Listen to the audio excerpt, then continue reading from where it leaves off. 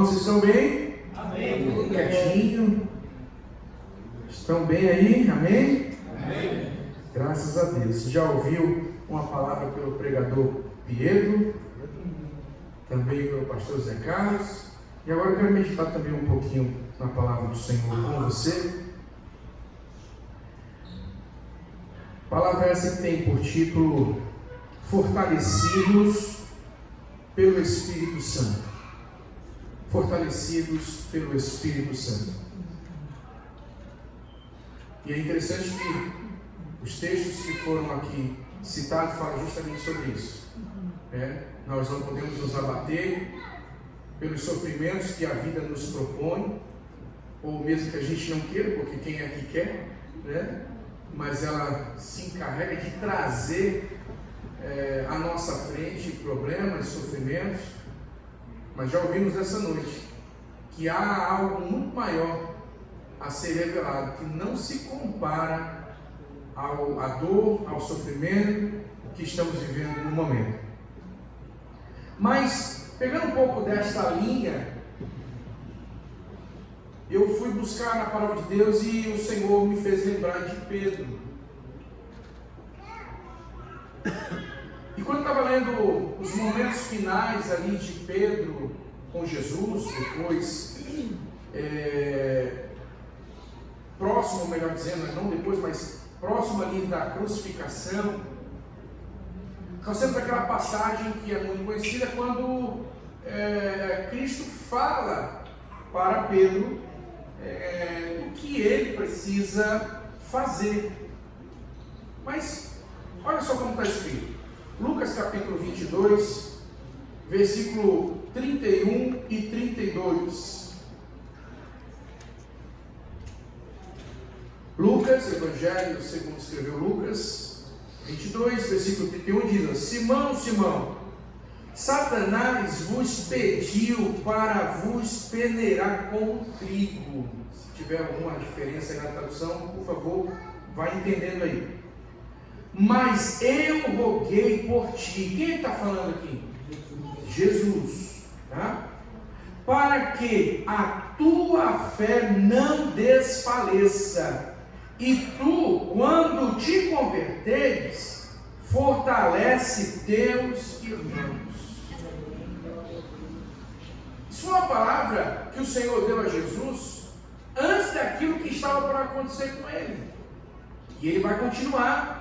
Porque Pedro, ao ouvir isso, Pedro vai dizer que ele está pronto. Não, Senhor, eu estou pronto. Mas olha as frases de Jesus, e eu quero separar algumas coisas aqui. Uma forma de introdução. Primeira coisa que nós encontramos nesses dois versículos, que fica muito claro, é que o inimigo ele não quer nos ver felizes.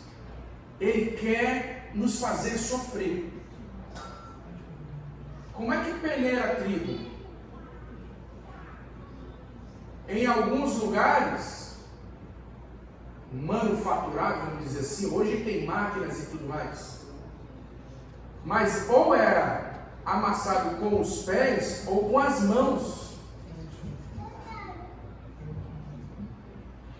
Então, Jesus estava dizendo: ei, Satanás quer te moer, quer te apertar.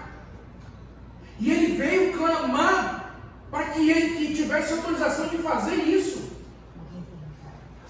E quando eu lembro disso, não é a primeira vez que a palavra revela. Estou falando agora nesse momento de revelação sobre sofrimento. Não é a primeira vez que a palavra de Deus revela a intenção do maligno em querer nos fazer mal. Quando olhamos, por exemplo, a história de Jó capítulo 1, no versículo 8, põe aí, por favor. A gente vai acompanhando com a Bíblia, vai lendo com a Bíblia, que é melhor que a gente vai entendendo o que a Bíblia está dizendo para nós.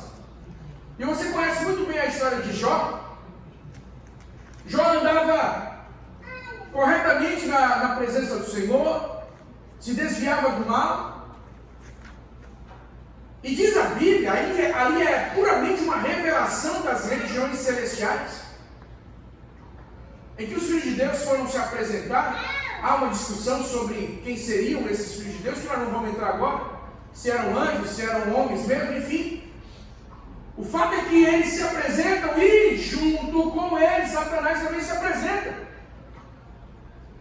E quando Satanás se apresenta diante do Senhor, o Senhor percebe a intenção do coração dele. Por isso que já se adianta e diz: tu observaste o meu servo Jó? Olha aí como é que está escrito o versículo 8. E disse o Senhor a Satanás: observaste tu a meu servo Jó? Porque ninguém há na terra semelhante a ele. Irmão, olha que testemunho dado pelo próprio Deus a respeito de Jó. Mas vamos continuar, porque a intenção é ver o que Satanás quer fazer. Porque ninguém há na terra semelhante a ele, homem íntegro e reto, temente a Deus e que se desvia do mal. Continua. Versículo 9. Então respondeu Satanás ao Senhor e disse: porventura teme Jó a Deus em vão? Continua. Porventura tu não o cercasse de sebe, em outras traduções de alegria, a ele e a sua casa e a tudo quanto tem? A obra de suas mãos abençoaste e o seu gado se tem aumentado na terra? O que Satanás, segura aí no versículo 11, o que Satanás estava querendo dizer? Ele só é fiel a ti porque está cheio de bênção. E vamos falar a verdade, irmãos? Não em relação a Jó, mas quantas pessoas realmente só são fiéis ao Senhor enquanto estão sendo abençoados? Quantas pessoas só têm um sorriso no rosto quando estão sendo abençoados? Pastor, mas é difícil sorrir na prova. Crente consegue sorrir na prova. Aleluia. É crente é doido. Não é verdade? Porque crente já está vendo amanhã. Assim, hoje eu estou sofrendo, mas amanhã a minha vitória está chegando. Aleluia. Aí a gente já sorri porque crê que a vitória está chegando. Agora, tem gente que só consegue se alegrar se vê a bênção concreta ali na mão. Então, Satanás quis fazer uma espécie de armadilha com Deus. Olha só. Olha a audácia de Satanás querendo fazer uma espécie de jogo com Deus, dizendo: ele só te adora porque o Senhor cercou ele de bens. Aí ele diz, e eu vou parar nesse versículo 11 para a gente não continuar, porque você conhece a história. Mas estende a tua mão e toque em tudo quanto tem e verás, se não blasfema contra ti na tua face. Então ele joga o desafio. Mas Deus conhece, ou conhecia o coração de Jó, como conhece o meu e o teu hoje. Mas o que nós estamos falando aqui por enquanto? Que o inimigo quer te ver sofrendo. Nós vemos dois momentos em que a palavra revela. Presta atenção, é a palavra que está revelada para nós. Mas imagina Jó ali, ele não sabia o que estava acontecendo. Como você também. Ela pergunta do lado e diz assim: ei, você não sabe por que você está sofrendo. Mas é porque o inimigo pediu para fazer você sofrer. É o inimigo que está tentando te derrubar. É o inimigo que está tentando tirar você do caminho do Senhor. Jó também não sabia, não está sendo revelado aqui na palavra, mas já não sabia. Aí nós voltamos para Pedro. Pedro também não sabia, mas o Senhor Jesus falou para ele naquele momento: Pedro, tu não sabe, Pedro, mas eu vou te contar um negócio que está acontecendo nas regiões celestiais. Satanás me pediu para te peneirar como um trigo, passar você na peneira. Quando depois eu vou dar um pulo do presente aqui de Pedro para o futuro de Pedro. Quando Pedro lá na frente, já amadurecido e convertido, ele vai dizer o que para nós? Agora é Pedro falando, por experiência própria. Coloca aí 1 de Pedro, capítulo 5, versículo 8. Isso agora é Pedro dizendo com experiência: sede sóbrios e vigiai, porque o diabo, vosso adversário, anda em derredor, como um leão bramando, buscando a quem possa tragar. Agora é ele dizendo: eu já passei por essa experiência. O inimigo não para, não descansa, quer puxar o teu tapete, quer te derrubar o tempo inteiro. quer fazer você sofrer, quer fazer você perder a bênção. Então, sede sóbrios, ou seja, esteja atento, vigiai. Mas naquele momento, voltando a Lucas capítulo 22, Pedro ainda era aquele homem afoito, e dizia para o Senhor: não, estou pronto para ir com o Senhor para a prisão, e se precisar até para a morte. Aí quando Jesus fala para ele: Pedro, não cantará hoje o galo antes que 3 vezes tu me negues. Versículo 34 do capítulo 22 de Lucas. Mas ele estava ali. Então a primeira coisa que encontramos nos versículos 31 e 32: Satanás quer te derrubar. Então você precisa estar vigilante. Você está entendendo, amém? Amém. Para sermos fortalecidos pelo Espírito Santo, a primeira coisa que aprendemos como receita disso é estar vigilantes.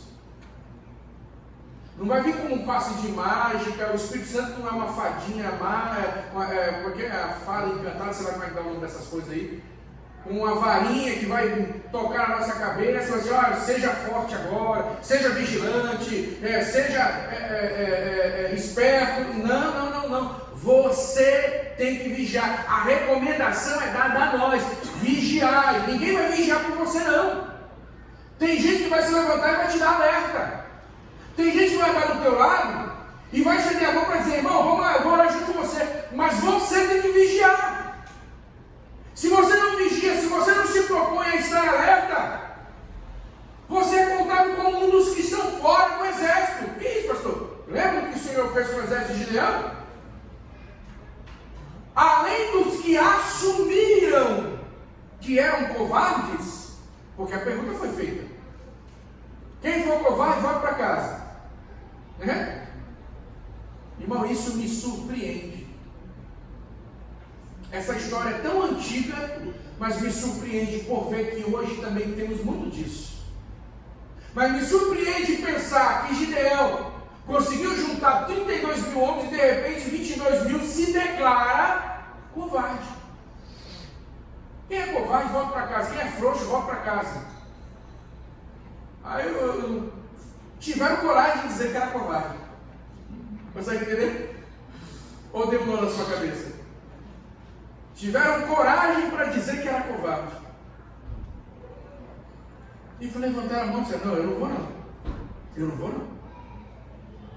Mas depois ele, quando faz o segundo teste, é o teste da atenção. Dos que estavam em alerta, dos que estavam vigilantes. E o Senhor falou para ele: observa como eles bebem água, se eles estão alertas ou não. Então ali foi Gideão que, ao observar, separou um tanto. Que deu quanto, lembra? 300. Só 300 estavam vigilantes. Só 300 estavam, no nosso linguajar, estavam espertos. Bebia água, estavam: será que está acontecendo alguma coisa? E os outros lá, talvez com um copinho.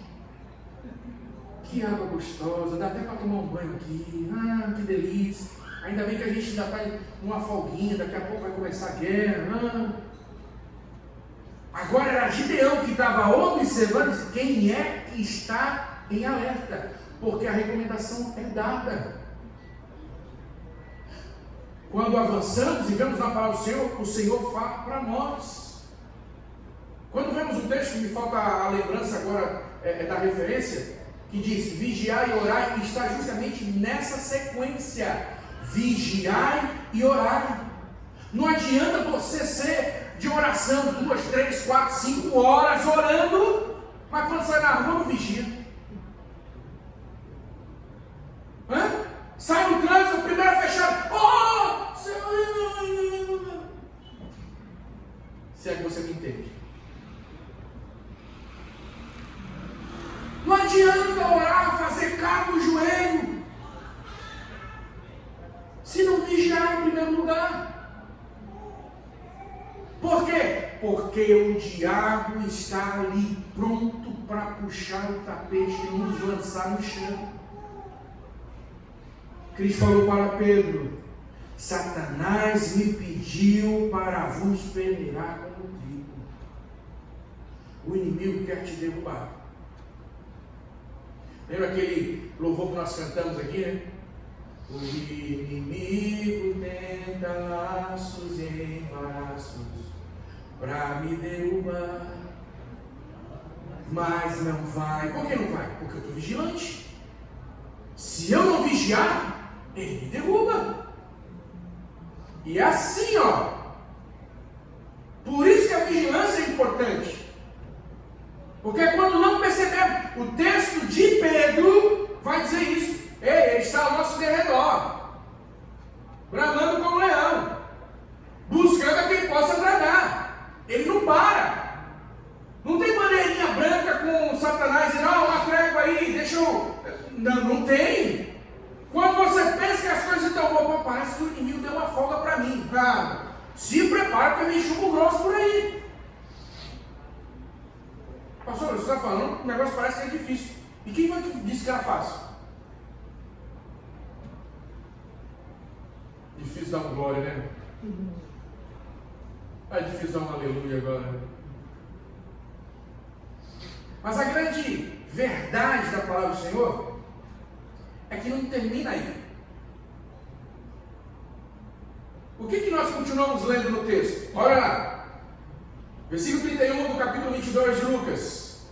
Simão, Simão, Satanás nos pediu para vos peneirar como trigo. Versículo 32.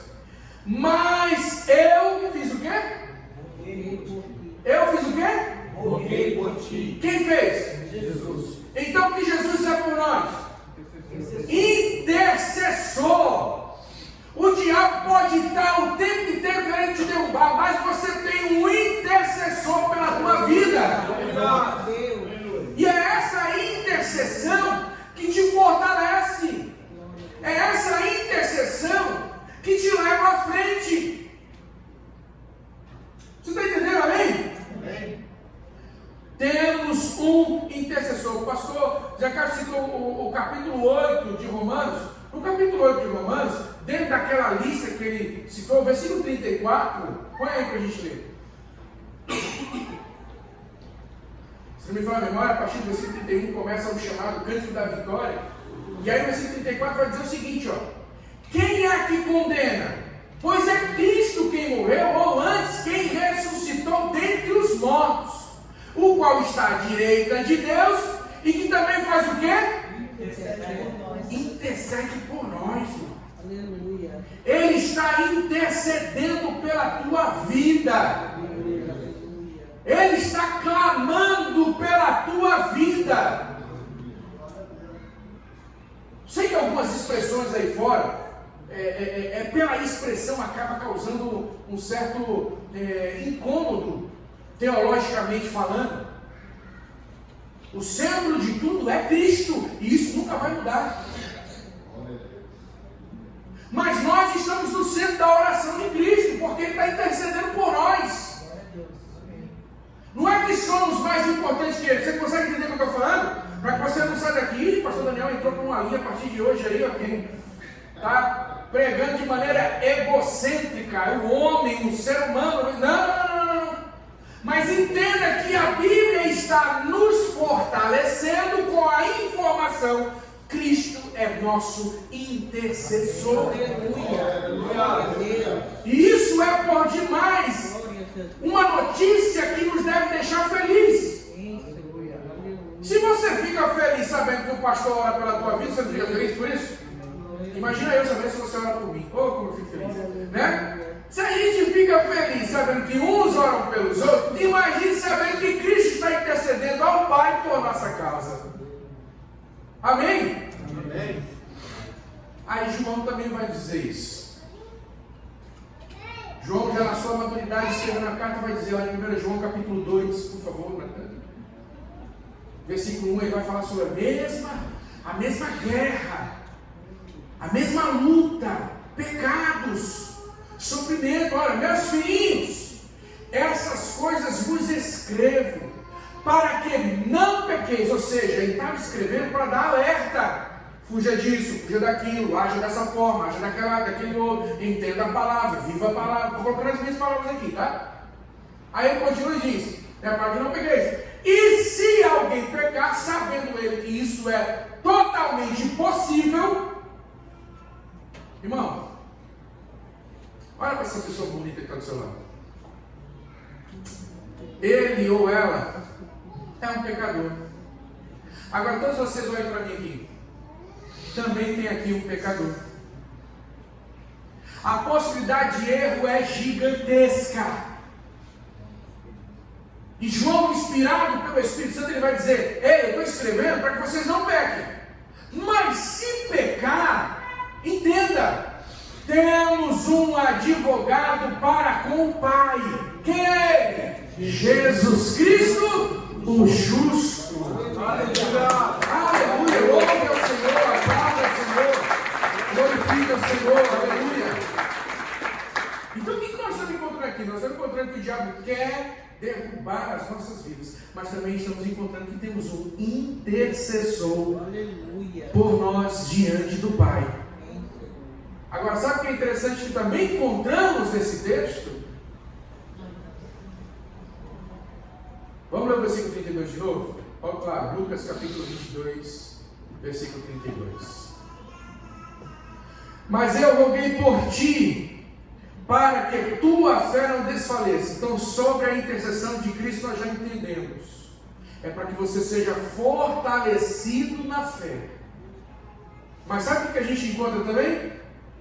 E tu, quando te converteis, irmãos, que não seja você isso, mas o que tem de seguidor sem ser convertido, não está escrito.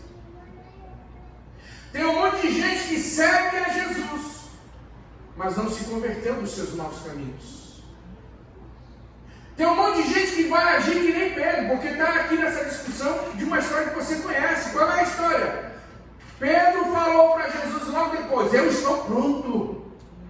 Eu estou pronto para ir para a prisão e até para a morte. E Cristo falou para ele: Pedro, não, Pedro, não é bem assim. Como não, Senhor? Estou pronto. Não é. Hoje mesmo. Aí também vão ter aqueles, que discutem sobre o assunto, se era um galo mesmo, um cocoricó, ou se era uma tropa romana. Eu vou dar minha opinião particular, mas que isso não interfere em nada. Eu acredito que era a tropa romana, mas tudo bem. Antes que o galo cante, tu vai me negar 3 vezes. Eu fico imaginando Pedro ouvindo aqui, não, do jeito que ele estava falando antes, eu negar? Jamais te negarei. Não, estou pronto até para a morte. Mas na hora que manietaram Jesus, na hora que carregaram Jesus, na hora que estava todo mundo dizendo, mata ele, alguém chegou perto de Pedro e disse: tu é um deles. Eu? Não, você está me confundindo. Chega outro e diz: tu é um deles porque tu fala com ele. Não, nem conheço. Chega o terceiro e diz: eu estou aqui, tá? Só conjecturando. Tu é um deles, tu se veste como ele. Não, nunca vi. E o texto deixa claro na continuação, aqui no capítulo 22, no capítulo 23, mais especificamente no capítulo 22, a partir do versículo 54, quando ele nega pela 3ª vez, a Bíblia não diz qual era a distância, mas aonde Jesus estava manietado, Jesus olha para trás e olha para Pedro, quando ele termina de negar as 3 vezes, que Cristo já havia falado que ele iria negar. Tem gente que segue, mas não é convertido. Tem gente que vai para a igreja, mas não quer mudar de vida. Tem gente que participa de trabalhos, mas não quer ter mudança de vida, quando na verdade o encontro com Cristo propõe uma mudança. É natural que essa mudança aconteça, porque Cristo nos ama de todas as formas como estejamos, mas Ele nos ama tanto, porque Ele quer ver-nos melhor do que éramos ontem. Você consegue entender isso? Por isso que quem se aproxima de Cristo vai ser sempre um ex alguma coisa. é ex-mentiroso, é ex-ladrão, é ex-prostituta, é ex-prostituto, é ex-fornicador. É sempre um ex, porque a presença de Cristo causa mudança. Se não causou mudança, é porque a pessoa só quer seguir Jesus de longe. E por que querem seguir de longe, pastor? Porque querem as bênçãos, mas não querem o abençoador.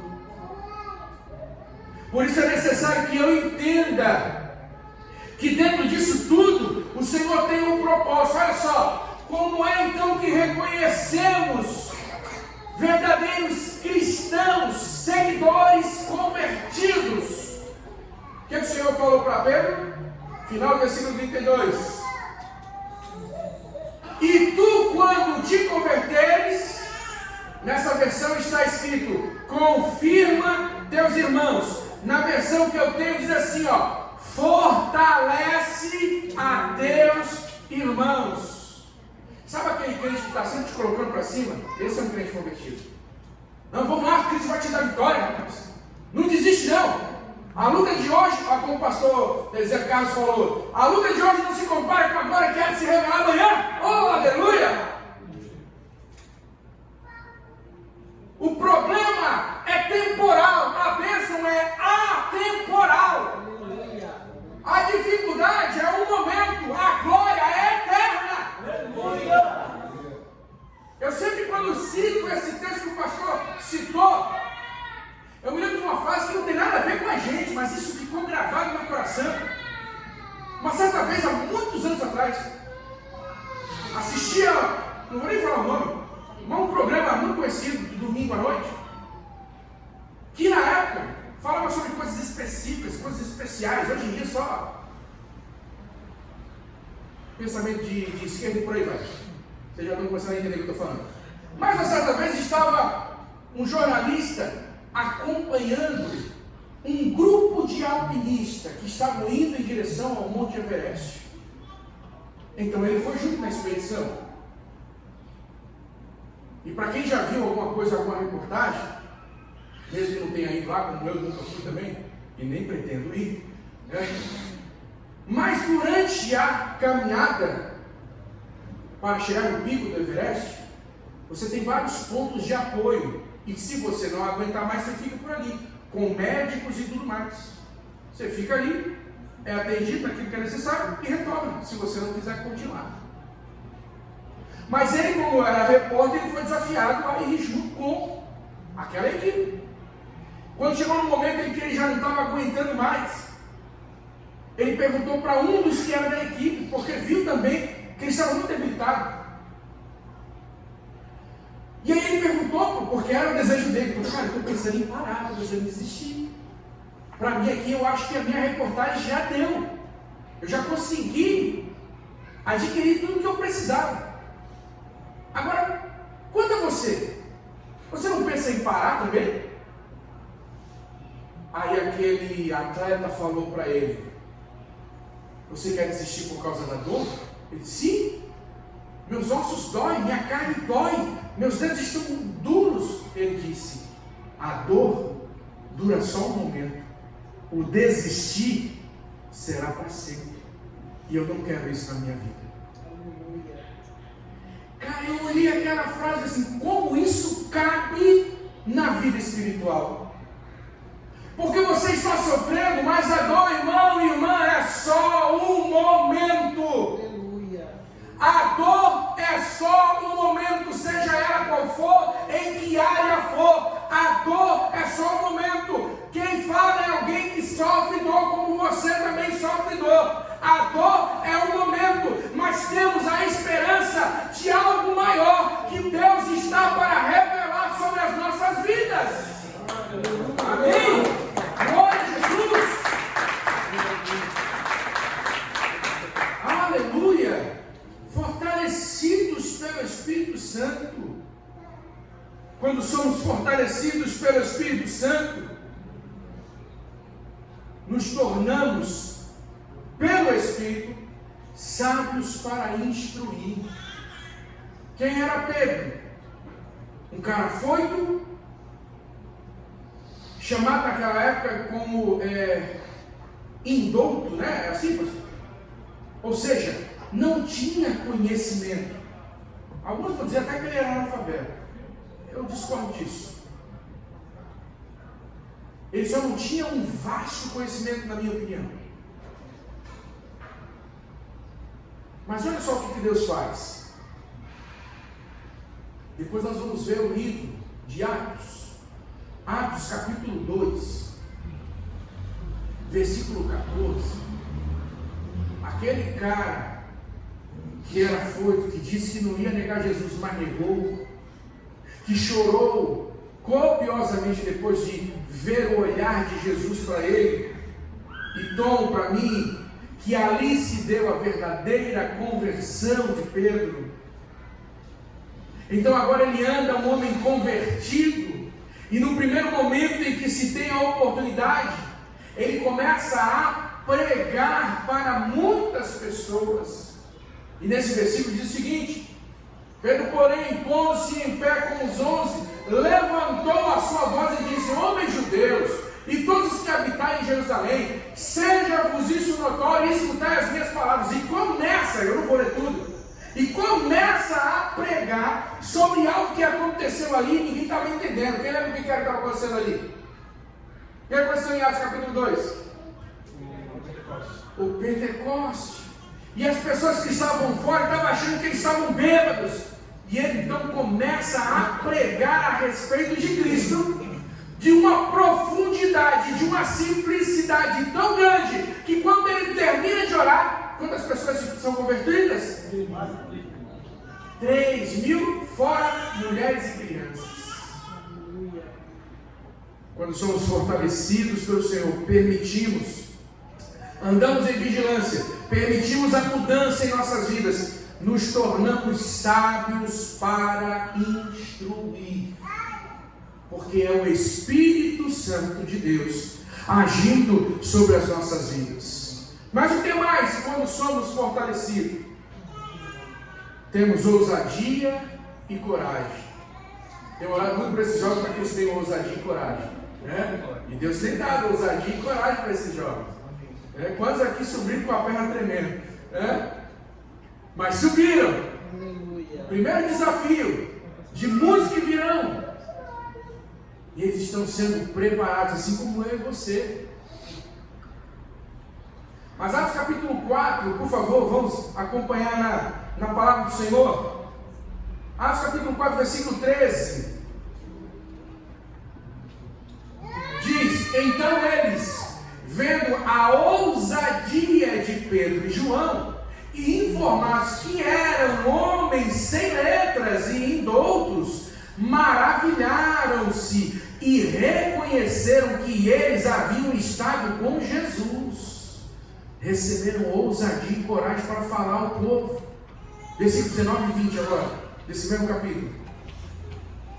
Respondendo, porém, Pedro e João lhe disseram: julgai vós se é justo diante de Deus ouvirmos antes a voz do que a Deus, porque não podemos deixar de falar do que temos visto e ouvido. Irmãos, quando seguimos ao Senhor, nós temos que deixar transparecer aquilo que Cristo fez na nossa vida. Nós temos que deixar que as pessoas vejam em nós aquilo que Cristo fez. Acho que, não sei se foi com o missionário Flávio, que ontem a gente estava conversando, mas também estava conversando com o pastor André, eu não lembro agora com qual dos dois, que um deles, né, se foi ele ou se foi ele aqui, ele vai lembrar, se não foi o pastor André. Citou uma frase muito interessante, porque falava de relacionamento com as pessoas, de pessoas que não são cristãs e vêm a conhecer a Cristo através da nossa vida. Se a pessoa não é cristã, então muito provavelmente, a sua grande maioria, não vai ter um relacionamento com a Bíblia, que é a palavra de Deus. Então, se ela não ler essa Bíblia, ela vai ler essa Bíblia. Você consegue entender o que eu estou dizendo? Ela vai ler você. Se ela não conhece a Cristo, ela vai conhecer a Cristo através de você. Olha o que Pedro estava dizendo, não posso deixar de falar o que eu tenho visto e ouvido. Ele passou por experiência, agora ele estava testemunhando. E hoje muitas vezes perdemos a oportunidade de falar de Cristo. Mas lembre-se, teve um pregador famoso, né? Não lembro agora quem, não sei se foi Billy Graham que disse, ou foi alguém até antes dele. Pregue. Se necessário, use palavras. Como é que se prega sem palavras? Sua vida, suas atitudes, o seu testemunho. Pedro agora estava dizendo, eu não posso deixar de falar o que eu ouvi, o que eu vi e o que eu acredito. E novamente, perceba que Pedro agora não mudou de posição. Aqueles homens reconheceram, lembra dos versículos anteriores, que ele era sem letras e indouto, mas disse, era um daqueles que andavam com Jesus. E ele não falou que era mentira dessa vez. Percebeu a diferença? Os homens olharam para Pedro de novo e reconheceram Cristo na vida dele. Ei, você é um daqueles que andava com Jesus. Dessa vez ele não negou. Porque houve um verdadeiro fortalecimento. E aonde você estiver, deixa resplandecer a glória de Cristo através da sua vida. Mostra quem você é em Cristo. Como, pastor? Muda as suas atitudes. Se você era brigão, deixa de ser brigão. Se você era reclamão, deixa de ser reclamão. Você não gosta de aceitar tudo? Não, tudo bem, você tem os seus direitos, mas faça em amor. Não é fácil não, pastor. Não é quem foi que disse que seria fácil. Faça em amor.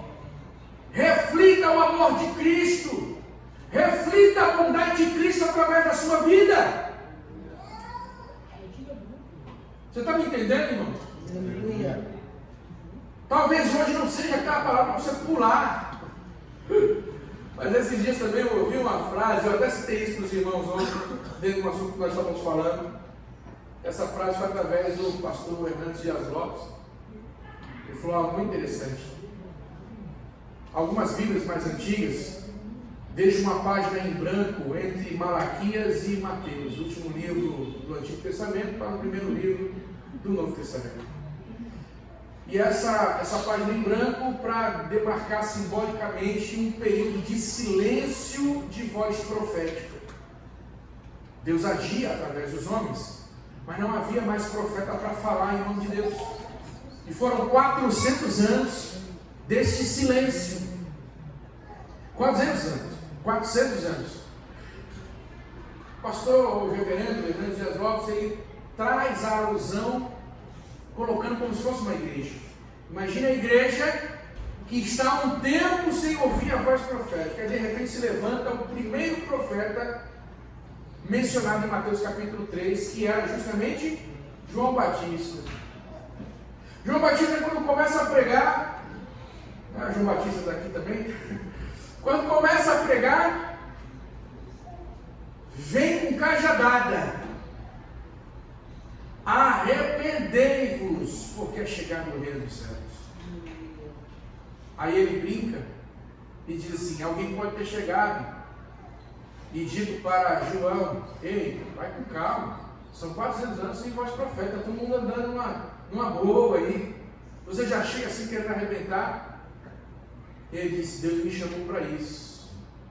E quem conhece um pouquinho vai lembrar que João era filho de sacerdote, era para ele estar dentro do templo, era para ele estar sendo instruído no templo e pregando como sacerdote substituto, como aprendiz dentro do templo.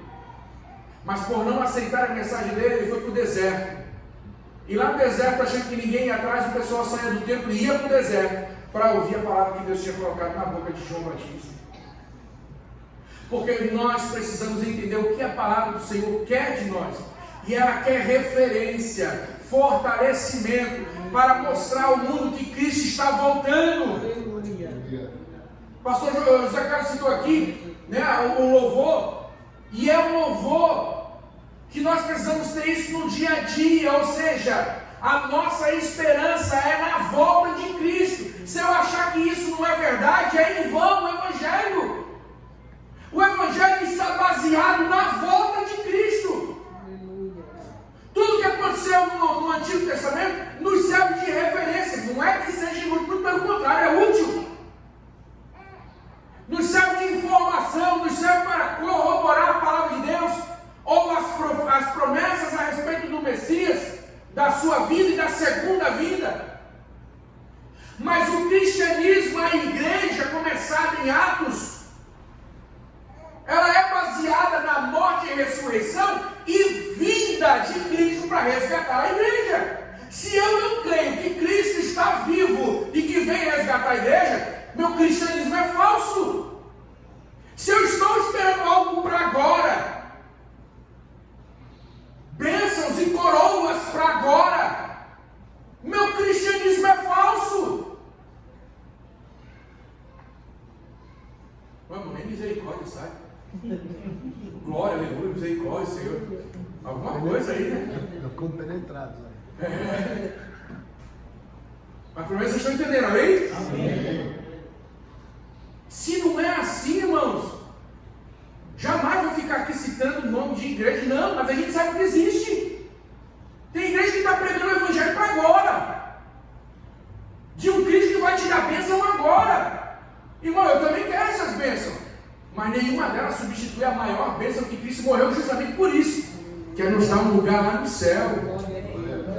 Ele disse lá em João capítulo 14, está registrado suas palavras, ele disse: não se turbe o vosso coração, crede em Deus e crede também em mim. Na casa do meu pai há muitas moradas, e se não fosse assim, eu vou teria dito: vou preparar-vos lugar. E se eu for e vos preparar lugar, virei outra vez e vos levarei para mim mesmo.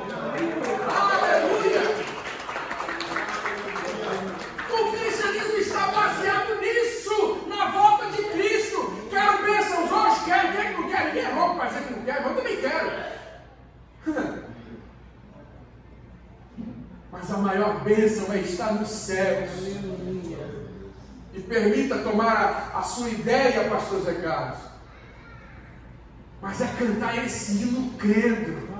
Nossa esperança é sua vinda, o Rei dos Reis vem nos buscar. Nós aguardamos Jesus ainda, verá a luz da manhã raiar. Nossa esperança é sua vinda, o Rei dos Reis vem nos buscar. Nós aguardamos Jesus ainda, manhã raiar. Ele vem para nos buscar. Ele vem para nos buscar. Aí poderia estender o assunto, o horário nos permite. Mereço? Não mereço. Mas quem diz que é por merecimento? É graça. É amor. Irmão, quando eu começo a falar disso, eu me sinto constrangido. Não estou falando aqui agora por emoção, não. É por entender quem eu sou. Se cada um de nós entendesse quem somos, talvez tivesse o mesmo constrangimento que eu estou tendo agora. Por que Cristo morreu por mim? Por que Ele morreu por mim? Sendo que continuo sendo pecador. Mas é graça. É graça.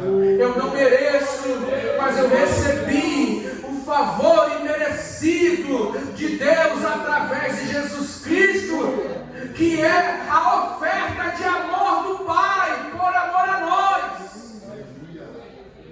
Aleluia.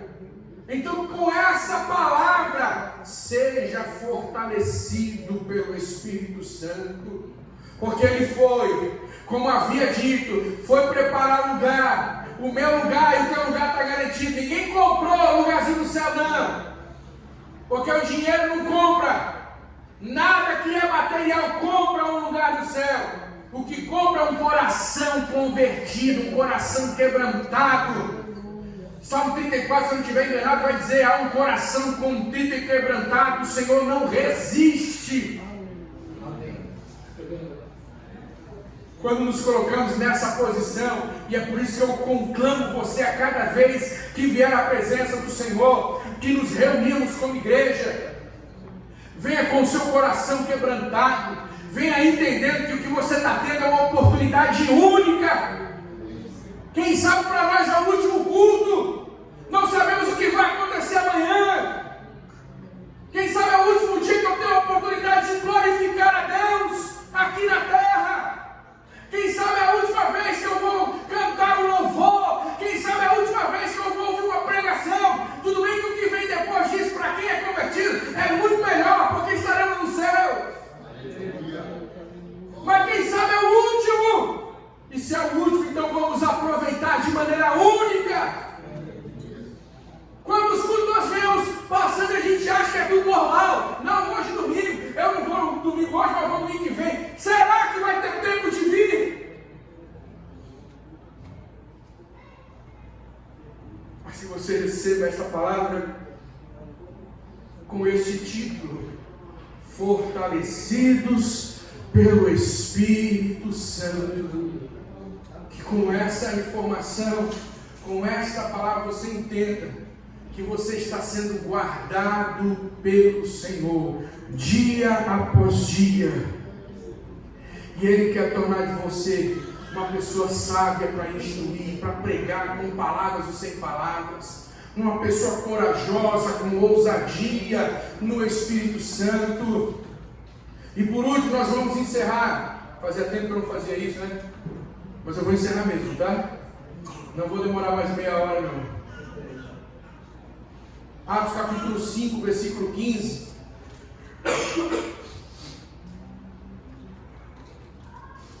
Ele vai te tornar uma bênção, a ponto de ser abençoador. Nós estamos tomando como exemplo aqui a vida de Pedro, não é isso? Amém? Olha o que aconteceu logo depois então. De sorte que transportavam os enfermos para as ruas e os punham no leito ou em macas, para que ao menos a sombra de Pedro, quando este passasse, cobrisse alguns deles. Olha qual era a esperança daqueles homens.